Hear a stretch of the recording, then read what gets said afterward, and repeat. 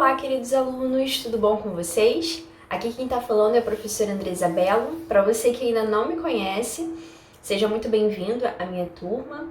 E para aqueles que tiveram aula comigo, é muito bom ter você aqui novamente, viu? Nesse módulo nós vamos ter ali estudos voltados para Sociologia e Filosofia da Educação. São duas disciplinas que vão estar totalmente voltadas ali para a formação de professores, cursos de pedagogia, enfim.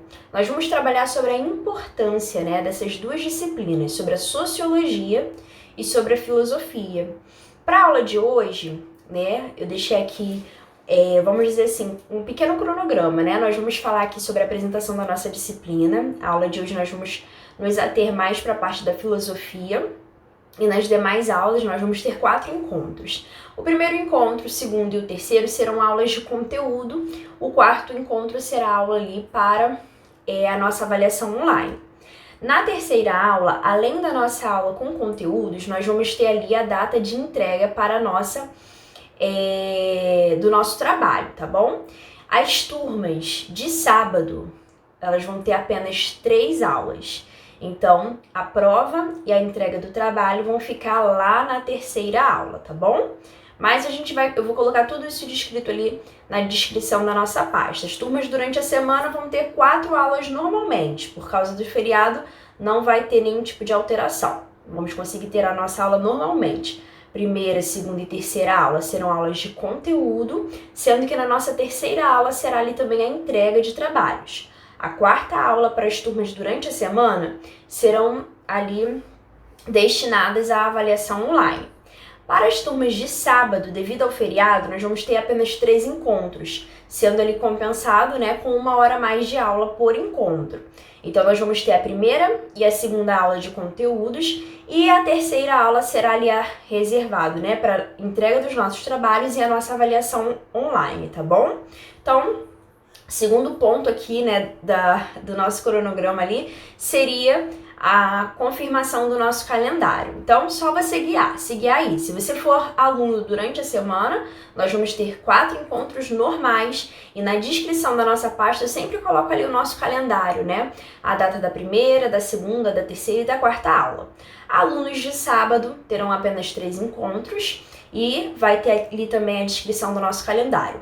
Eu gosto de fazer essa explicação porque essas aulas elas ficam disponíveis no YouTube para que outras pessoas também possam acessar. Então, assim, alguns alunos, antes mesmo, de chegar o dia da nossa aula, como foi carregado ali o vídeo, acaba assistindo. Então, para não ter nenhum tipo de confusão, eu estou fazendo essa explicação aqui porque nós vamos ter alguns feriados e isso pode estar ali modificando, tá bom? Bem, hoje nós vamos fazer uma leitura da nossa apostila. A apostila tá muito boa, mas quem já é meu aluno antigo sabe que eu mesmo assim gosto de colocar algumas explicações, algumas imagens para a gente poder pensar, refletir e enriquecer também o nosso conhecimento, tá bom? Não deixe de assistir as nossas videoaulas. A sua participação na nossa aula é muito importante. Então, além de colocar o seu nome na lista de presença, tente interagir caso eu faça algum questionário, passe ali alguma atividade, até mesmo durante aqui a nossa videoaula. No finalzinho dessa aula aqui, eu vou fazer a explicação do nosso trabalho de conclusão de módulo, então muita atenção. Assista toda essa aula e lá no finalzinho da aula nós vamos falar sobre o nosso trabalho de conclusão de módulo, tá bom? Sem mais delongas, vamos falar um pouquinho sobre filosofia da educação? Bem, o que é a filosofia, Nós estamos atrelando a palavra da filosofia, a palavra filosofia à educação, Mas filosofia tem um sentido muito mais abrangente, Não é algo atual, Não nasceu agora, é algo que nós já temos na nossa sociedade há algum tempo, mas é algo muito debatido, Porque a filosofia, ela preza pela reflexão, pela criatividade, pelo ato, de raciocinarmos, de nós não sermos ali seres passivos dentro da nossa sociedade. Só que nós sabemos que muitas das vezes, quando nós começamos a raciocinar, estimulamos os nossos alunos a serem seres pensantes, isso pode ser, assim, um pouco incômodo, na nossa sociedade. se todos nós raciocinássemos, parássemos para refletir, lutássemos por transformações, como seria a nossa sociedade? E a filosofia, ela vai trazer um pouquinho disso, né? Vai trazer ali os questionamentos, mostrar ali a nossa capacidade de reflexão e de criticidade, com respeito, obviamente, né? Ali ensinando sempre os nossos alunos a defender seus pontos de vista, respeitando, né, as diferenças, mas sempre ali lutando por algo que seja assim o melhor, né? Bem, o grande papel da filosofia na educação é, em primeiro lugar, desenvolver e, ao mesmo tempo, impulsionar, em especial, nossos sujeitos alunos ao conhecimento. Como vocês viram aqui até na imagem anterior do slide, ó, nesse slide anterior, às vezes nós vivemos na nossa sociedade e nós não questionamos as coisas que acontecem, nós praticamente reproduzimos tudo. Pouquíssimas pessoas questionam, buscam conhecimento, buscam uma leitura, buscam se aperfeiçoar em cursos. E aí eu trouxe essa imagem que eu achei bem interessante. Aqui nós temos a figura de um ser humano, né? Que está ali questionando, né? Uma pecinha que talvez foi colocado ali, né, na nossa sociedade, as coisas que são colocadas para nós. Será que nós questionamos? Será que nós refletimos tudo aquilo que chega até nós? Ou será que nós apenas reproduzimos e não questionamos nada? Até as nossas lutas, será que as nossas lutas são lutas dignas porque nós pensamos naquilo que nós estamos defendendo? Ou apenas defendemos causas que nós não conhecemos absolutamente nada daquilo que nós estamos falando? Bem, o próprio significado da filosofia em si já diz respeito à sabedoria, ou seja, a busca da sabedoria. Inclusive, tem aqui nesse quadrinho, ó, eu vou pedir para você grifar isso aqui, né? A busca da sabedoria. E na nossa apostila também tem essa partezinha aqui bem importante, que vai falar ali, ó, sobre o significado de cada pedacinho da palavra filosofia. Então, observe que o termo filosofia, né, ele foi usado pela primeira vez por Pitágoras de Samos, lá no século VI a.C. Então, tem um bom tempo, né, gente? Não é de agora que apareceu esse termo filosofia. Na época, Pitágoras ele inventou esse termo a partir de duas palavras gregas que, somadas, vão compor o seu significado. A primeira parte da palavra é philo, que significa amor, amizade. E a segunda parte é Sofia, né? Hoje nós temos várias crianças com o nome Sofia. Sofia significa conhecimento e sabedoria. Então, quando nós utilizamos esses dois fragmentos com dois significados juntos, nós atribuímos ali algo parecido como o amor ao conhecimento, amor à sabedoria, ou amizade, né, ao conhecimento, amizade à sabedoria. Tá ok? Nós temos aqui uma citação, né, de Paulo Freire. O grande educador Paulo Freire sempre deixou transparecer em suas citações que o papel da educação é ser libertadora. Por isso, gente, que filosofia, né, ela é tão importante. É uma disciplina que, por vezes, foi excluída da grade curricular e ainda luta, né, assim como outras disciplinas, para continuar, né? Por que será, né, que não é interessante? Por que será que as pessoas... Alguns poderes políticos, né, tentam retirar essas disciplinas. Será que é tão perigoso nós termos pessoas pensantes na nossa sociedade? Pessoas que buscam conhecimento?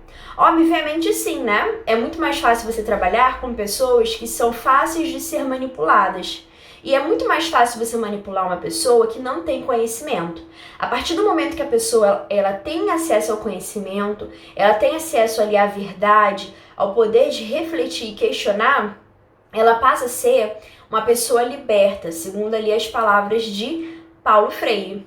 Então, de forma ali a instigar os educandos a serem pessoas livres para conhecer, aprender e ensinar e ao mesmo tempo ter um papel crítico junto à sociedade que vai buscar ali sempre inovações, qualificações e que comprometam-se em ser sujeito que tenham sabedoria. Aí, olha só, essa citação aqui tá na nossa apostila, eu grifei, tá? Essa citação aqui, na verdade, ela é de Paulo Freire, né? Que vai dizer assim, ó, ninguém liberta ninguém, ninguém se liberta sozinho, os homens se libertam em comunhão. Então, se todos nós buscássemos juntos essa libertação por meio da sabedoria, do conhecimento, da busca, né? Por informações que tenham ali fontes confiáveis, obviamente, né? Mas refletindo dentro da nossa sociedade, o quanto que nós alcançaríamos, né, de mudanças e transformações? Bem, no próximo slide vai dizer assim, ó, essa autora aqui também, ela é fabulosa, a Marilena Chaui. Ela tem aqui umas citações muito boas, inclusive aqui na nossa apostila. E eu acho que é muito válido, caso vocês tenham oportunidade de procurar mais estudos da Marilena Chaui, porque ela é fabulosa. Olha só. Ou seja, a palavra filosofia ela pode ser traduzida como amor pelo conhecimento, amor pela sabedoria. A Marilena Chaui ela vai afirmar que nossa vida é feita de crenças silenciosas. Vocês já pararam? Eu sempre pergunto isso para os meus alunos. Nós nascemos aqui no Brasil, né, num país aqui ocidental, de uma cultura capitalista, enfim. Você já parou para pensar que as coisas que você acredita, a forma como você se veste, até aquilo que você come, tem uma base de onde você nasceu? Você pode não perceber, mas nós temos ali crenças silenciosas e aceitações óbvias e que nunca serão questionadas. Já pensou se você nascesse ali em algum país do Oriente Médio, bem assim diferente em relação à nossa cultura? Provavelmente as suas crenças seriam outras, sua forma de vestir, até mesmo, quem sabe, ali sua religião, a sua alimentação. Enfim, então a nossa vida ela é feita de crenças silenciosas, de aceitações óbvias e que nunca serão questionadas. Nós cremos no espaço, nós cremos no tempo, na realidade, na qualidade, na quantidade, na verdade, na diferença entre realidade e sonho ou loucura, entre aquilo que é verdade e aquilo que é mentira. Cremos ali na objetividade, na diferença entre ela e a subjetividade, na existência da vontade, na liberdade, do bem e do mal, do que é o bem e do que é o mal, da moral que foi estabelecida dentro da sociedade. Assim afirma a autora, né, ainda que, como vivemos sobre regras e condutas previamente definidas e aceitas, baseadas ali em valores éticos, morais e religiosos, você, eu, nós nascemos em um local que tem valores, ó, vou grifar aqui, ó, valores éticos, morais e religiosos, e temos a tendência de viver em grupos organizados por meio de semelhanças. Por mais que aqui no Brasil cada um manifeste um pensamento meio que diferente, né? Se você reparar, se a gente for comparar com outro país, às vezes até mais distante daqui de onde nós moramos, nós vamos reparar que os valores éticos, morais e até mesmo religiosos podem ser absolutamente diferentes. E às vezes aquilo que é concebido como verdade em um local pode não ser em outro. Aquilo que é legal, por exemplo, como alimentação, né? Às vezes a gente não gosta, assim, de alguns, né, insetos ou algo do tipo, mas para outros países aquilo dali é normal, é aceito, né? A forma de pensar, de viver. Então nós vamos sempre buscar viver com os nossos semelhantes. Não quer dizer que são iguais, são semelhantes. Procurando ali uma separação enquanto o grupo social daqueles que possuem uma opinião ou até mesmo uma crença diferente daquela aceita como verdade por aquele grupo, para que não haja conflitos ou mesmo ali para que não hajam discórdias, tá? Bem, e se alguém questionasse essa imposição social de regras? Se alguém começasse a questionar aqui na nossa sociedade brasileira, aqui no Rio de Janeiro ou em outro estado do Brasil, as nossas regras, se começasse a questionar ali as nossas condutas, os valores, as verdades socialmente aceitas e construídas. Se alguém começasse a perguntar por que nós vestimos como nós nos vestimos, acreditamos no que acreditamos, enfim.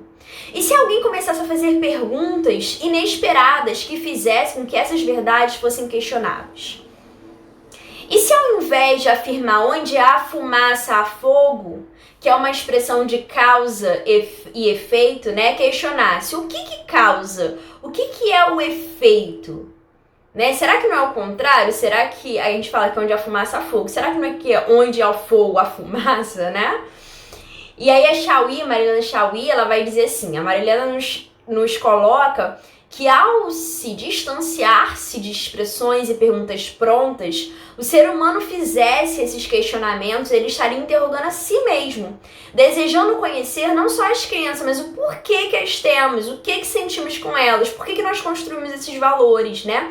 Ao invés de nós levarmos coisas prontas para os nossos alunos, por que não dar oportunidade para que esses alunos levantem questionamentos e perguntam por que as coisas funcionam da forma como funcionam, por exemplo, no Brasil?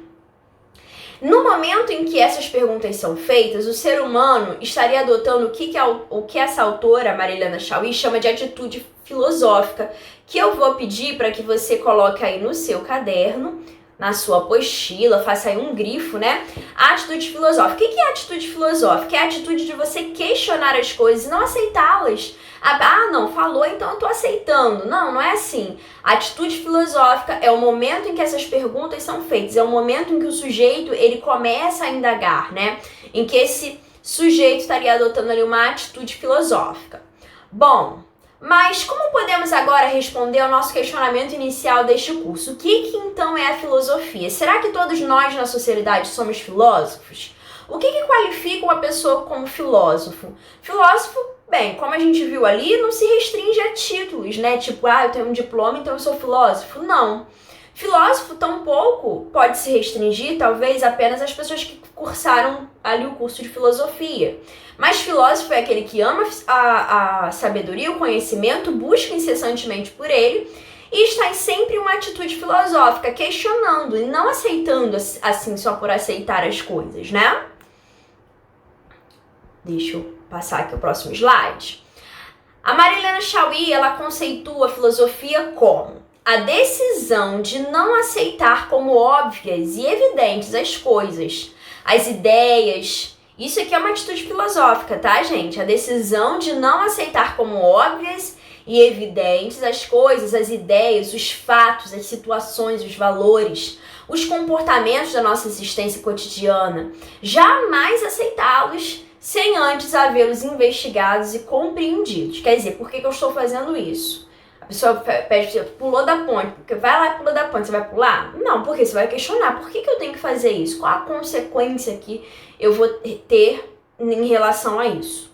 Segundo essa autora, né, a Marilena Chauí, a atitude filosófica é inicialmente negativa, porque já reparou que as pessoas que questionam muito, muitas das vezes são vistas como as pessoas chatas? Porque inicialmente a atitude filosófica pode ser algo assim visto como negativo, pois pressupõe a não aceitação de uma crença, de um valor, de um senso comum. A gente vai falar sobre senso comum aqui na nossa aula.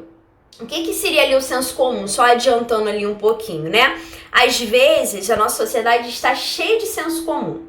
Por exemplo, você coloca sal grosso em tal lugar que a visita vai embora. Será que vai embora? Será que isso é só uma crendice? Será que isso daí tem uma base?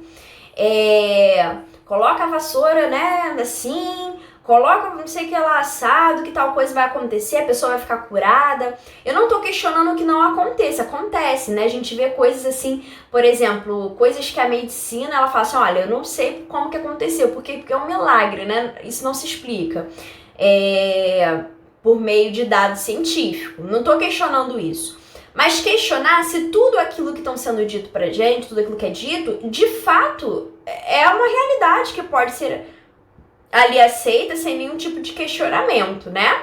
Então, quando a pessoa ela começa a ter uma atitude filosófica, ela é muitas das vezes taxada como uma pessoa chata, né, como uma pessoa negativa, porque ela começa a não aceitar as coisas assim só por aceitar e começa a questionar as crenças, os valores, o senso comum previamente construídos pelo grupo social.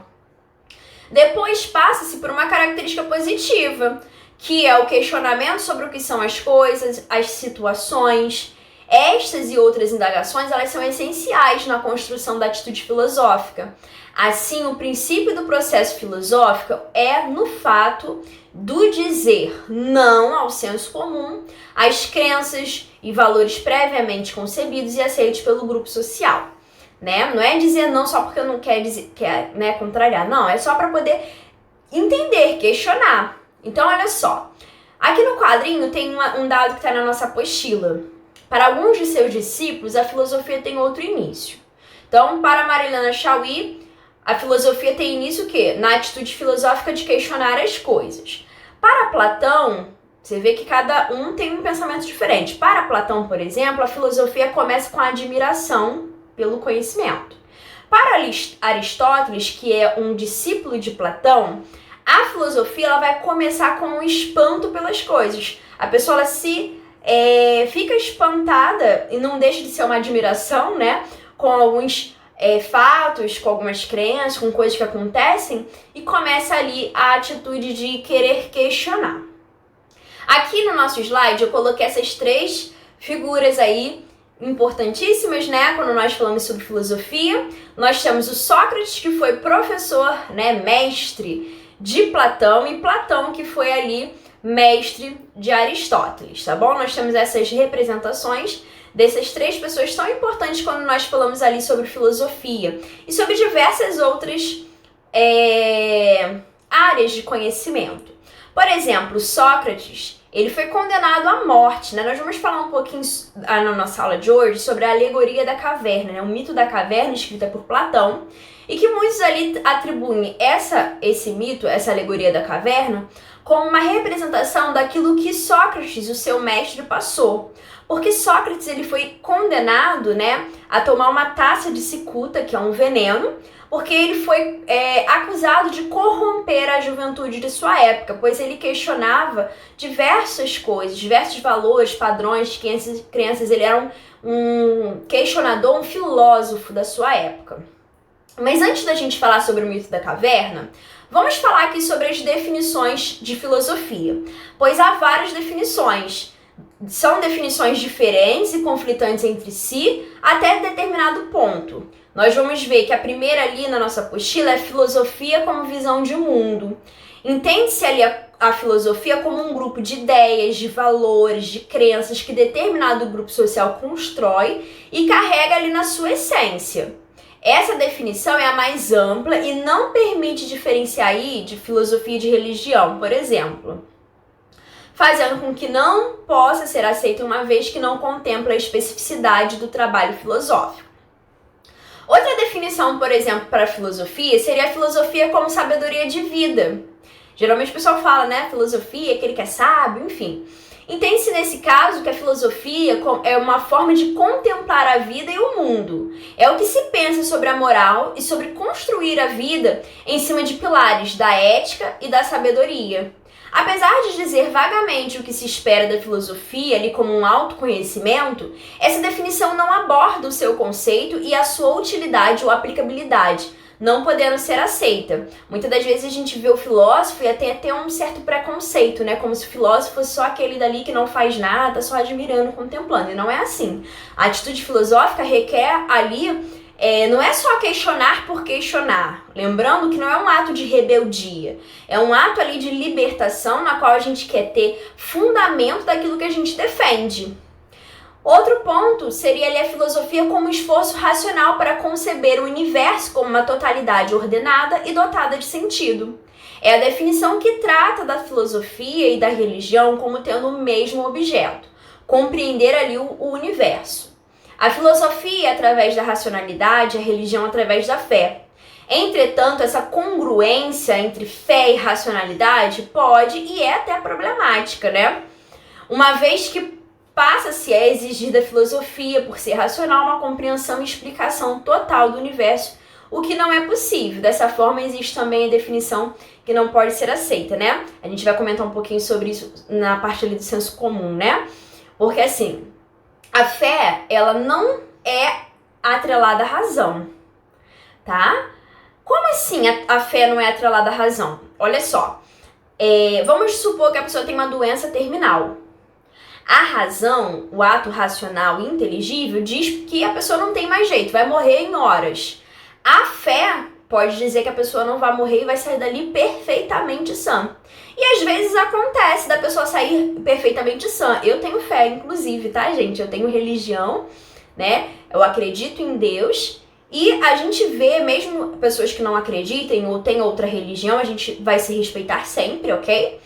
Mas ainda assim, todo mundo vai falar, nossa, eu vivi um milagre, isso aqui, ó, o médico falou que, né, Pela razão, não tinha jeito, mas a fé não é razão. Fé e razão andam, distantes. Porque a razão é aquilo que pode se comprovar. A fé, ela é irracional, ou seja, ela não tem compromisso com a razão. Ela tem compromisso com o sobrenatural. Ok? Deu para entender essa diferença? Tá ok? Então, assim, às vezes as pessoas colocam ali a filosofia até em um pé de guerra com a fé. Porque como a filosofia, ela busca por vezes a razão, nem sempre pode se explicar ali atos de fé que acontecem em todas as partes do mundo, como por exemplo os milagres, onde até às vezes os médicos precisam falar, isso aqui foi um milagre, porque não tinha como ocorrer. Então só pode ser o quê? O sobrenatural. Não tem ali a fé, a crença, por exemplo, Deus, os santos, para quem é católico, sei lá, né? Em outras religiões, eu não sei, não conheço muito bem outras religiões, mas a gente tem, por exemplo, na Igreja Católica os santos, nós temos em diversas religiões Deus, né? Essas entidades, elas não precisam, né, de ter o compromisso com ali, vamos dizer assim, com a razão, porque eles agem no sobrenatural, é por meio da fé e daquilo que a pessoa acredita. Então, nesse ponto, muitas das vezes, as pessoas, né, vão questionar e colocar ali a filosofia em guerra. Mas eu acho que não há necessidade, né? Acho que, acima de tudo, tem que haver o quê? O respeito e a compreensão. Nosso universo é repleto de coisas que não tem como explicar, né, gente? Por mais que a gente busque, não tem como explicar porque são os sobrenaturais. E, por último, nós temos ali a filosofia como fundamentação teórica e crítica dos conhecimentos e das práticas, que diz que a filosofia se interessa pelo momento em que o mundo das coisas e dos homens tornam-se estranhos e incompreensíveis, dando espaço ali para questionamentos, indagações. Essa definição ela vai entender a filosofia como uma análise, uma reflexão e uma crítica, buscando ali um sentido para a nossa realidade. Nesse sentido de análise, reflexão, sentido é praxis pedagógica, uma prática pedagógica.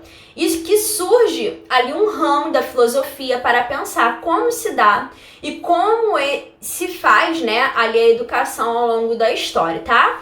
Esse ramo aí da filosofia nós chamamos de filosofia da educação, que é o nosso objetivo no curso de formação de professores. Para quem for cursar, por exemplo, letras, também vai trabalhar muito, pedagogia, vai trabalhar muito sobre o ramo da filosofia da educação, tá bom?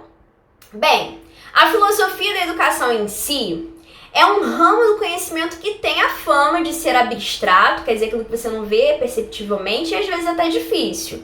Mas não é um bicho de 7 cabeças, né, gente? Os objetos básicos de estudo da filosofia são temas bem comuns e fundamentais da existência humana, como, por exemplo, os questionamentos entre a vida e a morte, o bem e o mal, né? Qual a percepção do que é vida pra gente, o que é morte de fato, né? O que é o bem, o que é o mal, o que é a verdade, o que é a falsidade, o que é a felicidade, o que é o amor, o que é ali a dor, né?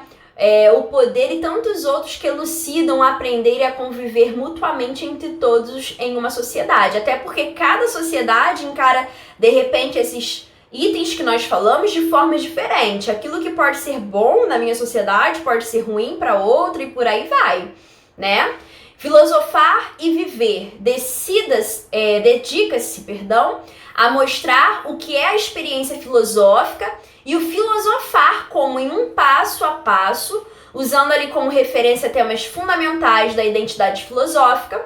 Nós e o mundo concentra-se em alguns dos problemas basilares do pensamento filosófico da própria experiência humana relacionados ali com a descoberta progressiva do mundo e de nós mesmos dentro desse mundo.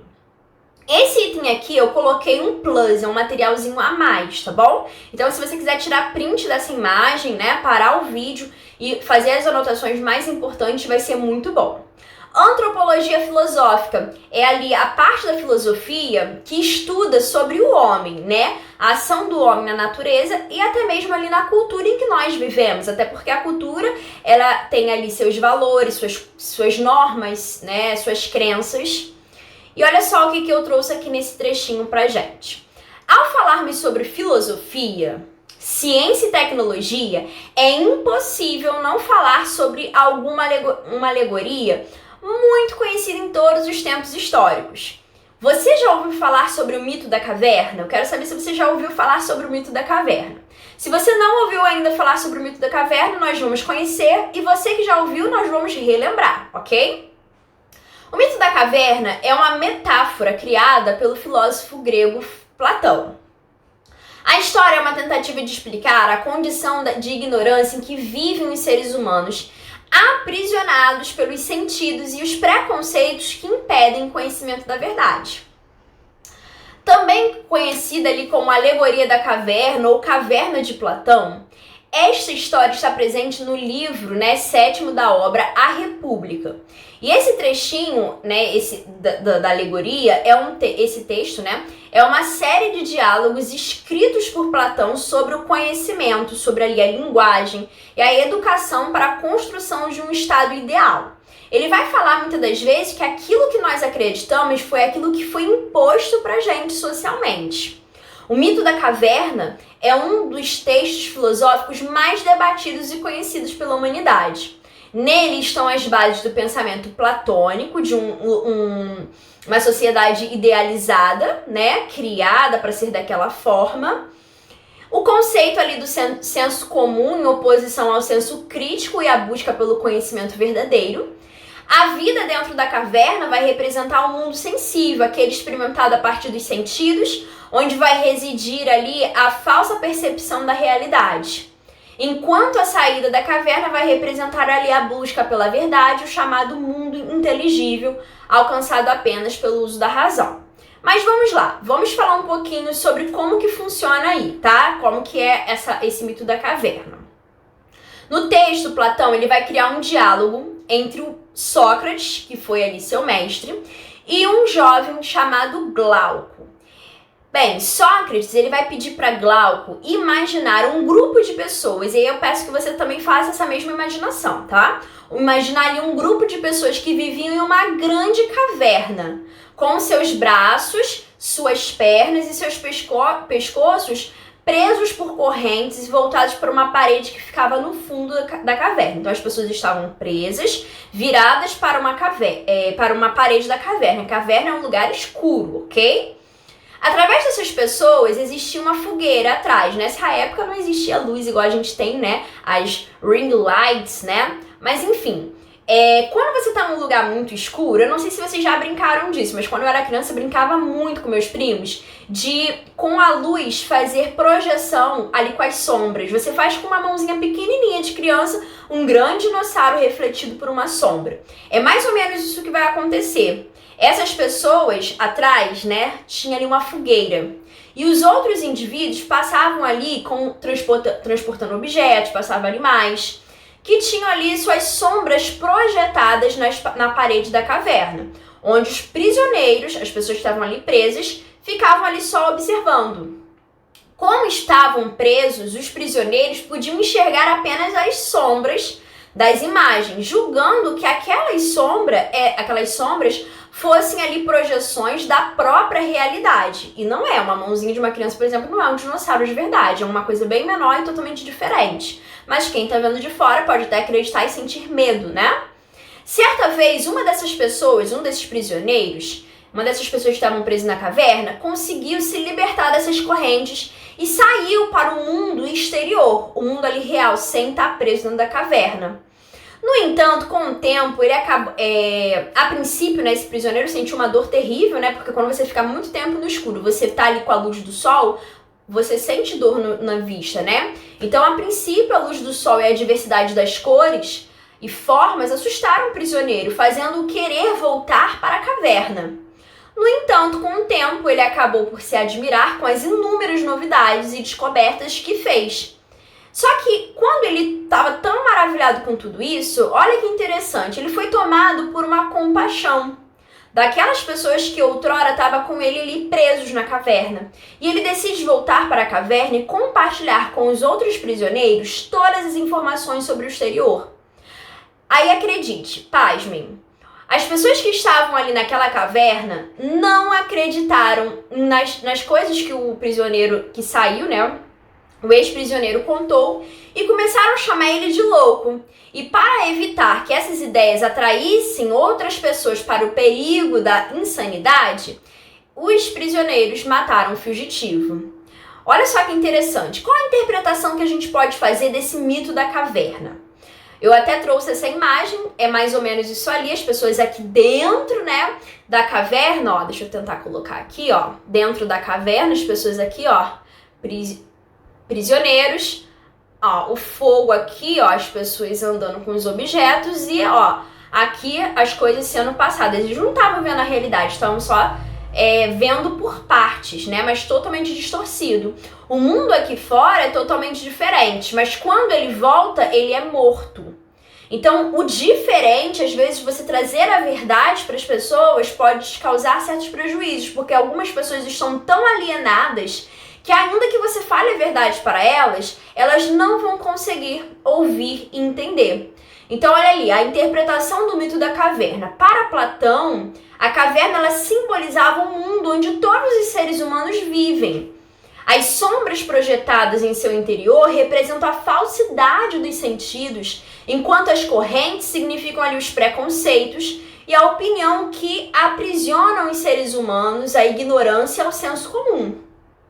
Platão ele vai descrever a importância do senso crítico e da razão para que os indivíduos possam se libertar dessas correntes e buscar o conhecimento verdadeiro, representado pelo mundo exterior, ali a caverna.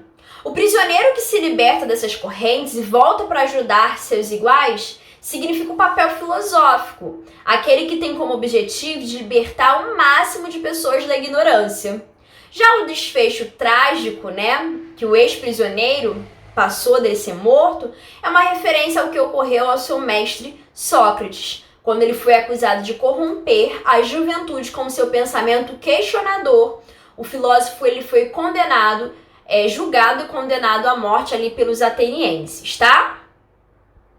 Bem, chegamos ao finalzinho da nossa aula, mas antes de terminarmos, nós vamos falar sobre o nosso trabalho de conclusão de módulo, que tá bem tranquilo nesse módulo. Todos vocês façam o trabalho. Gente, o trabalho vale 10 pontos. A nossa prova também vale 10. Como que é a nossa média? Nossa média vale 7 pontos. A gente junta prova, trabalho, divide por 2, 7 pontos ou mais, passou. Menos de 7 pontos na média, você vai precisar de fazer a recuperação. Mas o meu objetivo é que ninguém fique de recuperação e passe já nessa primeira, ok? Posso contar com a sua participação? Então, faça o seu trabalho, siga todas essas instruções para que você possa garantir o seu nota 10, nota máxima nesse trabalho. Porque aí você vai bem mais tranquilo para a prova e, lógico, não deixe de estudar para a prova, tá bom? Bem, o nosso trabalho vai ser um trabalho de pesquisa. Essa pesquisa vai ter, no mínimo, uma página escrita e, no máximo, 2, tá? Não quero trabalhos extensos, quero um trabalho bem objetivo de pesquisa. Cada aluno deverá realizar um projeto de pesquisa sobre um desses temas aqui. Nós temos técnica e tecnologia, tecne e epistemia, diversas visões de homem, a visão marxista, existencialista e personalista, ciência e tecnologia e ciência e humanismo, tá? Lembrando que esses temas precisam ser pesquisados sobre o viés da filosofia. No finalzinho desse vídeo, vou pedir para que lá no privado você coloque para mim qual foi o tema que você escolheu, ok? A parte desse trabalho, ele pode ser feito digitado ou escrito. Quem for fazer digitado, não esqueça de fazer ali com a fonte Arial número 12. E se você não tiver computador, não tem problema. Peço que você vá a uma papelaria, compre a folha de papel ao maço, uma com pauta e outra sem pauta para você poder fazer a sua capa. E faça ali com a letra bastão, combinado? Bem, esse trabalho ele será uma produção textual e ele deve conter capa, introdução, desenvolvimento, conclusão e referência bibliográfica. Tem que ter todos esses itens para que você possa tirar nota máxima. Capa, introdução, desenvolvimento, conclusão e referência bibliográfica. No mínimo, uma página de escrita. E no máximo 2, tá bom? Para poder eu ter tempo ali hábil de ler todos os trabalhos com ali eficiência e produtividade. E também para que vocês tenham um tempo ali hábil para fazer um trabalho bacana. Cada aluno vai escolher apenas um tema, isso já foi dito, vocês vão falar no privado para mim. E como recurso, vocês vão confeccionar um cartaz. Como assim cartaz? Aquele cartolina que a gente compra na papelaria. Você vai fazer aquele trabalho igual a gente fazia, aquele trabalho básico, simples, bacana. A gente fazia lá no ensino fundamental e ensino médio, tá? Você vai colocar os principais pontos, imagens, tá? Pode ali imprimir, colar, recortar e colar. O trabalho total vale 10 pontos. Então, ó, 5 pontos a parte digitada, 5 pontos o cartaz ali, tá? É a que eu coloquei a apresentação, mas a apresentação são só para as turmas presenciais. A galera que estiver online, eu não vou cobrar a apresentação, vou cobrar só a parte digitada ou escrita, né? E o cartaz, tá bom?